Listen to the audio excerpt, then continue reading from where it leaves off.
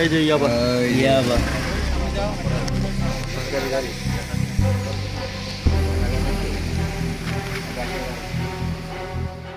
আইন শৃঙ্খলা রক্ষাকারী বাহিনীকে ফাঁকি দিয়ে স্বরাষ্ট্র মন্ত্রণালয়ের স্টিকার ব্যবহার করে মাদক পাচারের সময় কক্সবাজারে ৩ মাদক কারবারিকে আটক করেছে মাদকদ্রব্য নিয়ন্ত্রণ অধিদপ্তর।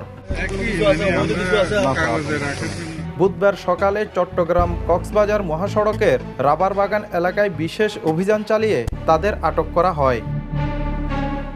ডিএনসি জানায়, গোপন সংবাদের ভিত্তিতে ওই টয়োটা সিএচআর প্রাইভেট কারটিতে তল্লাশি চালানো হয়। এ সময় গাড়ি থেকে স্কচ টেপ ও টিস্যু পেপারে মোড়ানো 3টি পোটলায় মোট ৬,০০০ পিস ইয়াবা উদ্ধার করা হয়।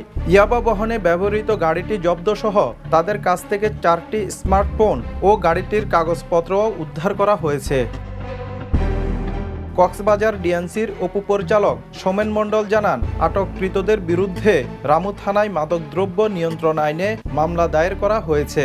সরকারি প্রতিষ্ঠানের স্টিকার ব্যবহার করে মাদক পাচারে এই কৌশলকে অত্যন্ত উদ্বেগজনক বলে উল্লেখ করেন তিনি। একই সাথে এই চক্রের পেছনে আর কারা জড়িত এবং স্বরাষ্ট্র মন্ত্রণালয়ের স্টিকার তারা কিভাবে সংগ্রহ করল তা খতিয়ে দেখতে তদন্ত শুরু করেছে প্রশাসন। Desk report, the news.